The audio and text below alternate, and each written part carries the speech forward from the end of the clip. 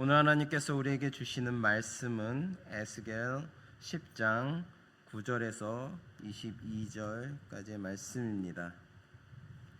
에스겔서 10장 9절에서 22절을 교독하도록 하겠습니다. 제가 먼저 9절을 봉독합니다. 내가 보니 그룹들 곁에 네 바퀴가 있는데 이 그룹들 곁에도 한 바퀴가 있고 저 그룹 곁에도 한 바퀴가 있으며 그 바퀴 모양은 황옥 같으며 그 모양은 넷이 꼭 같은데 마치 바퀴 안에 바퀴가 있는 것 같으며 그룹들이 나아갈 때에는 사방으로 몸을 돌리지 아니하고 나아가되 몸을 돌리지 아니하고 그 머리 향한 곳으로 나아가며 그 온몸과 등과 손과 날개와 바퀴 곧 네 그룹의 바퀴의 둘레에 다 눈이 가득하더라. 내가 들으니 그 바퀴들을 도는 것이라 부르며 그룹들에게는 각기 네 면이 있는데 첫째 면은 그룹의 얼굴이요 둘째 면은 사람의 얼굴이요 셋째는 사자의 얼굴이요 넷째는 독수리의 얼굴이더라. 그룹들이 올라가니 그들은 내가 그발 강가에서 보던 생물이라. 그룹들이 나아갈 때에는 바퀴도 그 곁에서 나아가고 그룹들이 날개를 들고 땅에서 올라가려 할 때에도 바퀴가 그 곁을 떠나지 아니하며 그들이 서면 이들도 서고 그들이 올라가면 이들도 함께 올라가니 이는 생물의 영이 바퀴 가운데에 있음이더라. 여호와의 영광이 성전 문지망을 떠나서 그룹들 위에 머무르니 그룹들이 날개를 들고 내 눈앞에 땅에서 올라가는데 그들이 나아갈 때에 바퀴도 그 곁에서 함께 하더라. 그들이 여호와의 전으로 들어가는 동문에 머물고 이스라엘 하나님의 영광이 그 위에 덮였더라. 그것은 네발 그발 강가에서 보던 이스라엘의 하나님 아래에 있던 생물이라. 그들이 그룹인 줄을 내가 아니라. 각기 네 얼굴과 네 날개가 있으며 날개 밑에는 사람의 손 형상이 있으니 그 얼굴의 형상은 내가 그발 강가에서 보던 얼굴이며 그 모양과 그 몸도 그러하며 각기 곧게 앞으로 가더라. 아멘. 할렐루야. 오늘 함께 나누실 하나님의 말씀은 떠나시는 하나님의 영광이라는 제목을 가지고 여러분과 함께 나누기를 원합니다. 이 떠남이라는 말은 때때로 우리 마음을 무겁게 합니다. 누군가 내 곁을 떠난다는 것은 이별이며 상실이며 변화이기 때문입니다. 그런데 오늘 본문에서 우리가 목격하는 떠남은 그저 한 사람이 자리를 옮기는 정도가 아닙니다. 하나님께서 당신의 영광을 거두시고 성전을 떠나시는 장면입니다. 그것도 천천히 멈춰서며 마치 망설이듯이 떠나십니다. 이보다 더 충격적인 환상이 어디 있을까요? 에스겔은 지금 성전에서 하나님의 영광이 떠나는 순간을 보고 있습니다. 하나님의 임재가 더 이상 그곳에 머물지 않는다는 것, 이 사실은 단지 건물 하나의 상실이 아니라 이스라엘 민족과 하나님 사이의 관계가 무너졌다는 가장 결정적인 증거입니다. 하나님은 이전까지 성전을 당신의 임재의 장소로 삼으셨습니다. 하지만 우상으로 더럽혀진 성전을 하나님은 마침내 떠나셨습니다. 그리고 하나님의 떠난 성전과 예루살렘은 결국 파괴되고 말았습니다. 이것은 우리에게 아주 중요한 진리를 보여줍니다. 하나님이 함께하지 않으시면 결국은 파멸로 끝난다는 것입니다. 겉으로는 평안하고 잘 지내는 것처럼 보일 수 있습니다. 그러나 하나님이 없는 삶은 그 끝이 파멸입니다. 그래서 우리는 이 사실을 절대 잊지 말아야 합니다. 죄는 달콤해 보이지만 그 안에는 죽음과 파멸이라는 독이 숨어 있습니다. 그러므로 우리는 악한 것조차 가까이 하지 말고 오직 하나님의 말씀에 순종하는 삶을 살아야 하겠습니다. 오늘 본문 말씀을 통해 우리에게 주시는 영적 교훈을 살펴보도록 하겠습니다. 오늘 말씀의 9절부터 13절은 그룹과 함께한 네 바퀴에 대한 설명입니다. 본문에 의하면 바퀴는 모두 4개였으며 사방으로 향하고 있었습니다. 10절은 그 바퀴들에 대하여 설명하기를 그 모양은 넷이 꼭 같은데 마치 바퀴 안에 바퀴가 있는 것 같다고 하였습니다. 즉 4개의 바퀴들은 각각 그 안에 또 다른 바퀴가 있는 듯한 모양을 하고 있었던 것입니다. 이 네 개의 바퀴 안에 있는 또 다른 바퀴가 존재한다는 것이 무엇을 의미하는 것일까요? 이는 세상 역사는 그 스스로 진행되는 것이 아니라 그 안에 있는 어떤 요소에 의해서 진행된다는 것을 보여준다고 할 수가 있습니다. 마찬가지로 이 세상의 역사는 절대 그 스스로 굴러가는 것이 아닙니다. 세상의 역사는 그것을 움직이는 힘이 따로 있다는 것입니다. 세상의 역사는 그 힘에 의해서 진행됩니다. 문제는 그 힘이 무엇이냐 하는 것입니다. 그것은 바로 하나님의 섭리입니다. 이 세상의 모든 역사는 하나님의 섭리에 의해서 진행됩니다. 하나님의 섭리는 역사의 수레바퀴를 굴러가게 하는 원동력입니다. 세상의 모든 역사의 이면에는 하나님의 섭리가 존재했었습니다. 하나님께서는 절대 주권자로 세상 역사를 주관하시며 당신의 작정과 뜻에 따라 이 세상의 역사를 이끌어 가십니다. 성도들은 아무리 절망스럽고 이해되지 않는 순간이 닥쳐온다고 할지라도 하나님의 섭리와 주권을 확신하며 하나님의 뜻을 수행하기에 힘써야 할 것입니다. 이 세상의 역사를 살펴보면 얼마나 많은 모순이 있고 얼마나 많은 패역한 일들이 자행되었는지 알 수가 없습니다. 또한 하나님을 대적하는 세력들이 활개를 치고 있습니다. 그럼에도 불구하고 궁극적으로 이 세상의 역사의 수레바퀴는 하나님의 손에 의해 돌아가고 있습니다. 전능하신 하나님께서는 심지어 악인을 통하여서라도 당신께서 이루고자 하시는 일들을 이루어 가시는 것입니다. 이 같은 사실을 굳게 믿고 흔들리지 말고 하나님께서 이루시는 이 역사의 선한 일꾼으로 살아가시는 저나 여러분 되시기를 바랍니다. 오늘 본문 말씀 12절을 보면 그 온몸과 등과 손과 날개와 바퀴 곧 네 그룹의 바퀴의 둘레에 다 눈이 가득하더라 라고 말씀하고 있습니다.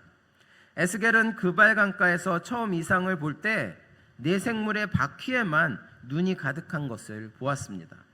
그러나 그가 여기서 다시 네 그룹과 네 바퀴의 이상을 볼 때에는 네 바퀴는 물론 네 그룹의 온 몸에도 눈이 가득한 것을 보았다고 말씀하고 있습니다.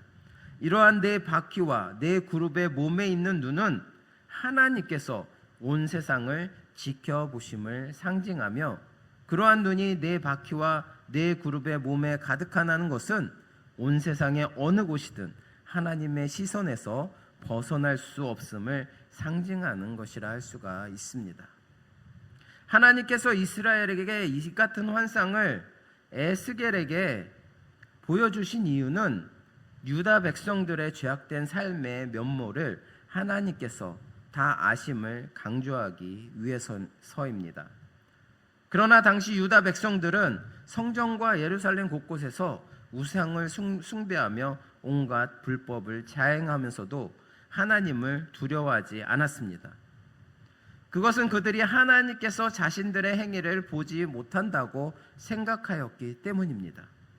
그렇기에 그들은 자기들이 원하는 대로 마음껏 악을 행하였습니다. 이러한 그들의 형태는 마치 그들은 자기 눈을 자기 손으로 가리고 누구도 자기를 보지 못한다고 생각하는 것과 같은 이치입니다. 그렇게 하나님께서는 당신의 전지하심, 모든 것을 지켜보심을 환상 중에 선지자에게 보이심으로 그들의 태도가 참으로 허망한 것임을 지적하고 계신 것입니다. 사랑하는 성도 여러분, 우리는 이러한 본문 말씀을 통해 유다 백성들이 지닌 가장 큰 문제가 무엇인지 깨달아 알 수가 있습니다. 그것이 무엇입니까? 그것은 바로 하나님께서 자신들의 행동 하나하나를 다 지켜보고 계시다는 사실을 이스라엘 백성들은 깨닫지 못하였다는 것입니다. 이는 결국 그들로 방종한 삶, 끝없는 타락의 나락에 빠져들게 하였습니다. 그리고 더 나아가 하나님의 영광이 그들에게서 떠나야만 할 지경에 이르게 된 것입니다. 그렇다면 우리들은 어떻습니까? 과연 하나님께서 우리들의 행동 하나하나를 지켜보고 계심을 믿고 있습니까? 그리하여 모든 일을 하나님 앞에서 행하며 살아가고 계십니까? 진정 죄에서 자유한 삶, 믿음의 삶, 축복된 삶을 살기 원한다면 언제 어디서든 하나님께서 여러분의 모든 것을 지켜보고 계시다는 사실을 잊지 마시기를 바랍니다. 그리할 때 우리는 우리 스스로 제어할 수 없는 우리 안에 꿈틀거리는 이 죄된 생각, 죄된 계획들을 이겨낼 수 있는 것입니다. 진정 하나님이 보시기에 합당한 삶, 곧 선하고 진실하며 아름다운 삶을 살아갈 수 있기를 바랍니다. 그것이 하나님께서 우리를 통한 우리의 삶인 것입니다. 비록 우리 눈에는 하나님이 보이지 않을지라도 하나님은 우리의 일거수일투족을 지켜보고 계십니다. 우리는 항상 그것을 자각하면서 생각하면서 우리의 행동 하나하나를 조심스럽게 또 하나님의 자녀로서의 그런 삶을 살기에 부족함이 없는 삶을 살아야 할 것입니다. 오늘 본문 말씀 16절과 17절을 보겠습니다. 여기에 보면 그룹과 바퀴는 각기 구별된 존재이면서도 그 둘은 본래부터 하나인 양 그 행동이 완전히 일치하였습니다. 특별히 바퀴가 그룹의 행동에 그 행동을 맞추었습니다. 그룹들이 나아갈 때에는 바퀴도 그 곁에서 나아가고 그룹들이 날개를 들고 땅에서 올라가려 할 때에도 바퀴가 그 곁을 떠나지 아니하며 그들이 서면 이들도 서고 그들이 올라가면 이들도 함께 올라갔습니다. 본문은 그 이유를 이는 생물의 영이 생물의 영이 바퀴 가운데 있음이더라라고 설명하고 있습니다. 즉 생물 곧 그룹의 영이 바퀴 가운데 있으면서 그 바퀴를 완전히 지배하였기에 바퀴는 그룹의 행동에 그 행동을 복속시킨 것입니다.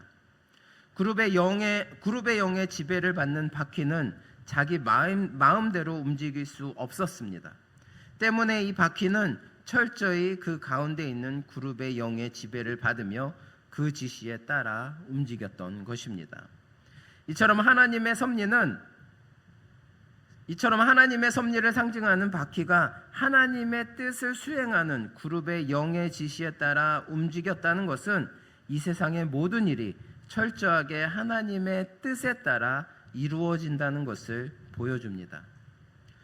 그런데 이처럼 바퀴가 그 가운데 있는 그룹의 영에 의해 온전히 지배를 받아 그 뜻대로 움직였다는 사실은 우리 성도들은 우리 안에서 역사하시는 성령님에 의해 온전히 지배를 받아야 한다는 것을 말씀해 주고 있습니다.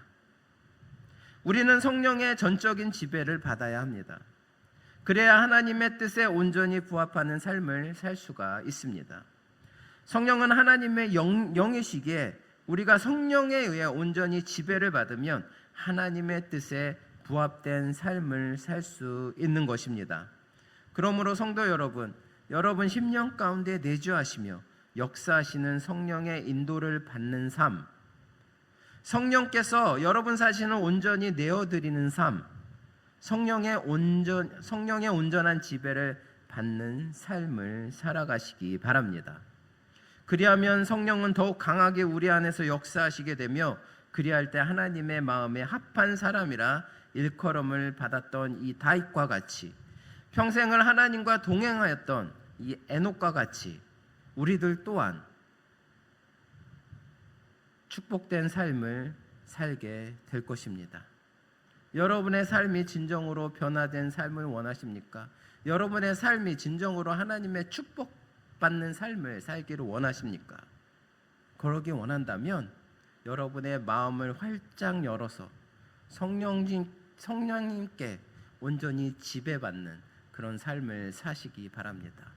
그럴 때 하나님의 영이 여러분의 필요한 모든 것을 알고 계시는 하나님께서 모든 것을 채워주시고 축복해 주실 줄 믿습니다. 마지막으로 18절과 19절을 보면 지성소의 그룹 위를 떠나 성전 문지방에 이르신 하나님의 영광은 다시 성전 바깥들의 동문으로 이동하였다고 말씀하고 있습니다. 여기서 특별히 18절에 떠나서라고 번역된 Y 예체는 내부에서 바깥으로 나가는 것을 의미하는 동사입니다. 즉 지성소에서 출발한 하나님의 영광은 성전 문지방을 거쳐 바깥들의 동문을 향하였고 결국 성전과 예루살렘을 완전히 떠나게 될 것임을 암시하고 있습니다.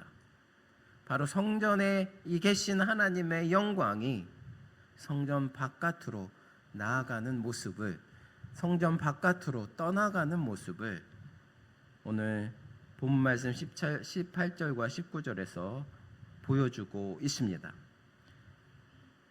이날 하나님의 영광이 성전과 예루살렘으로부터 완전히 떠나셨음을 말씀하고 있습니다. 이러한 하나님의 영광이 성전을 떠나갔다는 사실은 하나님과 예루살렘의 완전한 단절을 의미하는 것입니다. 또한 예루살렘이 파괴되어 멸망하는 것을 의미하는 것이기도 하였습니다. 왜냐하면 하나님께서 떠나신 예루살렘은 더 이상 하나님의 보호를 받을 수 없기 때문입니다. 성도 여러분, 예루살렘이 그 오랜 시간 동안 수많은 우여곡절이 있었음에도, 그 많은 전쟁이 있었음에도 그대로 보존될 수 있었던 까닭은 무엇이겠습니까?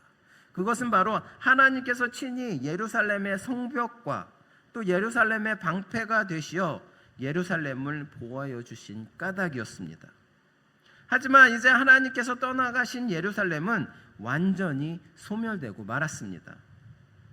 실제로 이 예루살렘 성과 성전은 파괴되고 불탔으며 그 거민들은 모두 살육을 당하거나 그 땅에서 추방되었습니다. 이렇게 하나님의 떠나가심은 가장 크고 두려운 심판입니다. 우리는 인생을 살아가는 동안 알게 모르게 많은 죄를 짓습니다. 그리고 그로 말미암아 우리는 하나님으로부터 징벌을 당하기도 합니다. 그러나 하나님의 징벌은 우리들을 참으로 고통스럽게 합니다. 그렇게 우리들은 때로 하나님을 원망하기도 하고 때론 하나님 앞에 불평하기도 합니다. 하지만 하나님의 떠나가심으로 말미암은 이 재앙은 현재 임하는 하나님의 징계로 말미암은 고난과는 비교할 수도 없는 큰 재앙을 몰고 옵니다. 하나님께서 우리 죄로 말미암아 주시는 징벌은 우리가 하나님 앞에 나와 무릎 꿇고 하나님 앞에 회개한다면 하나님께서 우리의 죄를 용서해 주시고 우리가 당하는 어려움과 고난의 징벌을 또 하나님께서는 크신 사랑으로 또 모든 것을 없애주시고 다시금 우리가 회복할 수 있도록 인도하여 주십니다. 하지만 하나님께서 떠나심으로 우리에게 재앙이 임하면 그것은 영원한 파멸을 의미합니다. 생명의 주요 축복의 원천이신 하나님께서 떠나가심으로 하나님으로부터 단절된 자에게는 오직 죽음과 영원한 파멸만 있을 것이기 때문입니다. 그러므로 우리는 삶 속에 어떤 어려움이 닥치는 것, 또 시련이 닥치는 것보다 두려워해야 할 것이 무엇인지 깨달아야 하겠습니다. 가장 두려운 심판, 가장 크고 무서운 재앙, 그것만은 피해야 할 바로 그 재앙은 하나님께서 우리를 떠나시는 그것입니다. 여러분, 성도 여러분, 죄를 멀리하는 삶, 지은 죄가 있다고 해도 이를 참으로 회개하는 삶을 살 뿐 아니라 축복과 생명의 근원이신 하나님을 가까이하는 삶, 순종하는 삶, 또 거룩한 경건에 힘쓰는 삶을 살아서 하나님께서 우리들을 떠나시는 일이 없도록 하시기 바랍니다. 이스라엘 백성들이 그 죄를 지었을 때 하나님께서는 많은 선지자들을 보냄으로 인해서 그들이 회개할 기회들을 주셨습니다. 하지만 이 이스라엘 백성들은 그 죄를 지음에도 불구하고 하나님께서 계획하시고 회개하게끔 하시는 그 워닝 사인을 절대로 귀담아 듣지 않았습니다. 선지자들의 회개하라, 하나님의 심판이 너에게 임할 것이다 라는 말을 전혀 귀담아 듣지 않고 계속 죄악된 삶을 살아갔던 것입니다. 그렇기 때문에 하나님께서는 이스라엘 백성들을 떠나셨던 것입니다. 그리고 예루살렘은 영원한 파멸을 맞게 되었습니다. 오늘날 우리도 하나님의 백성으로서 지은 죄가 있다면 하나님 앞에 나와 회개하며 하나님께서 온전히 우리와 함께 항상 동행하시며 우리와 항상 함께 계심을 감사하며 나아가시는 저나 여러분 되시기를 바랍니다. 유다는 원래 하나님께서 선택하신 영광스러운 나라였습니다. 그 이유는 하나님의 임재와 영광이 그들 가운데 있었기 때문입니다. 하지만 에스겔 시대의 유다는 다른 나라들에게 멸시받고 초라한 나라가 되어 있었습니다. 그 이유는 분명합니다. 바로 하나님께서 명하신 거룩한 삶을 포기했기 때문입니다. 그들은 불경하고 패역하고 죄로 가득한 삶을 살았고 그 죄는 백성들뿐 아니라 약속의 땅과 성전까지 더럽히게 만들었습니다. 그래서 하나님은 그들을 떠나실 수밖에 없었습니다. 하나님의 임재가 떠난 그곳은 결국 파괴되고 멸망하게 되고 말았습니다. 오늘날 우리도 하나님의 백성, 또한 교회는 하나님의 영광이 머무는 처소로 부르심을 받았습니다. 그렇다면 우리가 진정 하나님의 영광을 드러내는 교회가 되기 위해서는 우리가 해야 할 일은 무엇일까요? 바로 하나님이 명하신 거룩한 삶을 지키는 것입니다. 성도 한 사람 한 사람이 거룩한 삶을 살고 교회 공동체도 항상 자신을 돌아보고 개혁해야 합니다. 그리고 그 모든 과정 속에서 성령의 도우심과 능력을 간절히 구해야 합니다. 그럴 때 비로소 우리의 교회가 이 세상 속에서 하나님의 영광을 밝히 드러내는 빛이 될 수 있습니다. 오늘 하루도 하나님이 명하신 거룩한 삶을 지키며 성령의 도우심과 능력을 통하여 하나님의 영광을 밝히 드러내 승리하시는 저나 여러분 되시기를 바랍니다. 기도하시겠습니다. 사랑의 하나님 감사합니다. 주님께서 진정으로 저희들 은혜 가운데 인도하여 주시고 더욱더 주님의 백성으로 삼아주심을 감사드립니다. 진정으로 주님의 영광이 우리를 떠나지 않게 하여 주시옵소서. 저희들 껍데기만 남은 믿음이 아니라 정말로 주님이 중심 되시는 그런 삶을 살게 하여 주시옵소서. 에스겔처럼 하나님의 마음을 품고 때로는 고통 속에서도 하나님의 말씀을 전하게 하는 그런 삶을 살게 하여 주시고 또한 우리의 심령이 하나님의 거처가 되게 하여 주시기를 간절히 바라옵고 원합나이다. 주님, 저희들 진정으로 거룩한 삶을 지키며 또한 성령의 도우심과 능력을 통하여 하나님의 영광을 밝히 드러내는 저희들 될 수 있도록 인도하여 주시옵소서. 감사드리며 예수 그리스도의 이름으로 기도드립니다. 아멘.